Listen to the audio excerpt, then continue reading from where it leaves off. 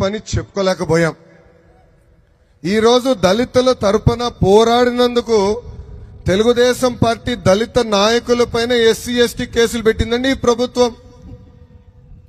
Telugu Desam party ఎస్సీసీల అధ్యక్షులు MS రాజు గారిపైన SC ST case ఉంది. పాయక్రోపేట మాజీ శాసనసభ్యురాలు అనిత గారిపైన ఎస్సీ ఎస్టీ కేసు ఉంది. విచిత్రం ఏంటంటే దళితుల తరపున పోరాడినందుకు మాజీ మంత్రివర్యులు జవహర్ గారిని పోలీస్ స్టేషన్లో కింద కూర్చోబెట్టింది ప్రభుత్వం. కనీసం కుర్చీ వేసి కుర్చీలో కూర్చోండి అని చెప్పే పరిస్థితులు ఈ ప్రభుత్వం లేదు. ఇంతేకాదు, ఆనాడు నేను దళిత రైతుల తరపున పోరాడినందుకు మొదటిసారి నన్ను పోలీస్ స్టేషన్కి తీసుకెళ్లింది ఈ ప్రభుత్వం. రమ్య కుటుంబానికి న్యాయం చేయమని అడిగినందుకు రెండోసారి నన్ను పోలీస్ స్టేషన్కి తీసుకెళ్లింది ఈ ప్రభుత్వం. ఇప్పటికీ 7 సార్లు వెళ్ళానులేండి. అత్తగారి ఇంటికి వెళ్ళినట్టే ఉంది పోలీస్ స్టేషన్కి వెళ్తే.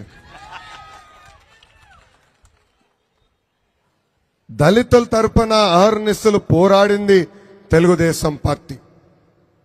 2019లో అధికారం పోయిన దగ్గర నుంచి ఒక దళితుడి పైన దాడి జరిగితే యుద్ధ ప్రాతిపదికంగా స్పందించింది తెలుగుదేశం పార్టీ.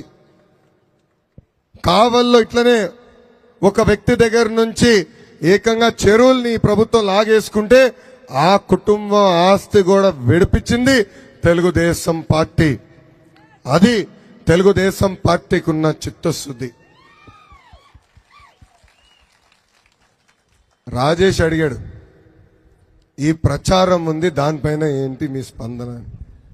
మా బలహీనతని సరిదిద్దుకునేదానికే ఈ రోజు ఈ దళిత గలం తెలుగుదేశం పార్టీ ఏర్పాటు జరిగింది.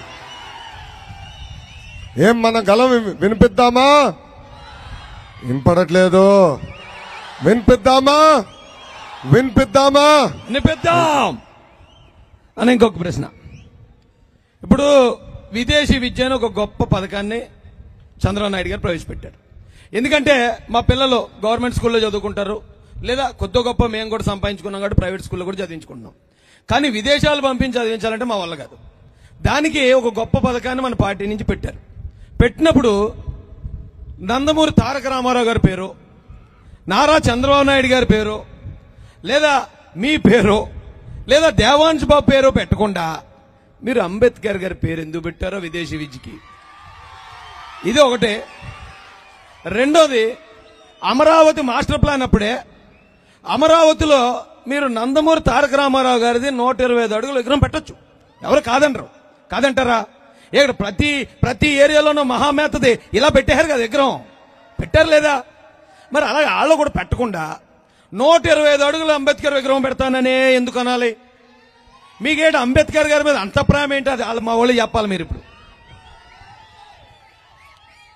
విదేశీ విద్య వెనకాల ఒక పవిత్రమైన ఆలోచన ఉంది. అదేంటంటే బడుగు బలహీన వర్గాలకు చెందిన ఒక పేద విద్యార్థి ఇతర దేశాలకు వెళ్ళి చదివితే అతన్ని ఆదర్శంగా చూసి ఇంకో 10 మంది తయారవుతారు. ఇలా ఒక్కరు వెళ్తే వేలాది మంది జీవితాల్లో మార్పు వస్తుందన్న ఆలోచనతో విదేశీ విద్య ఆనాడు ఏర్పాటు చేశారు చంద్రబాబు నాయుడు గారు. అంబేద్కర్ గారు ఆనాడు రాజ్యాంగం రాసినప్పుడు ఒకటే ఆలోచించారు, బడుగు బలహీన వర్గ ప్రజల్ని ఆదుకోవాలి, వాళ్ళని ఆర్థికంగా పైకి తీసుకురావాలని. అందుకే అంబేద్కర్ గారి పేరు విదేశీ విద్యకి పెట్టిన నాయకుడు చంద్రబాబు నాయుడు గారు. కానీ సైకో ఏం చేశాడు తెలుసా?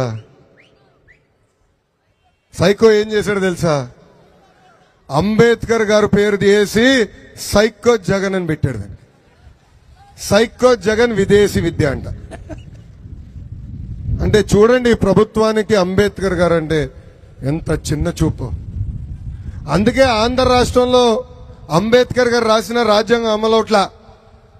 ఈ సైకో జగన్ తాత రాజారెడ్డి రాజ్యాంగం ఈరోజు అమలవుతుంది. అందుకే మనకు హక్కులు లేవు. అందుకే అడుగడుగున దళితుల పైన బడుగు బలహీన వర్గాల పైన దాడులు ఈరోజు జరిగే పరిస్థితి. ఇంకో పక్కన మన అమరావతి మన రాజధాని,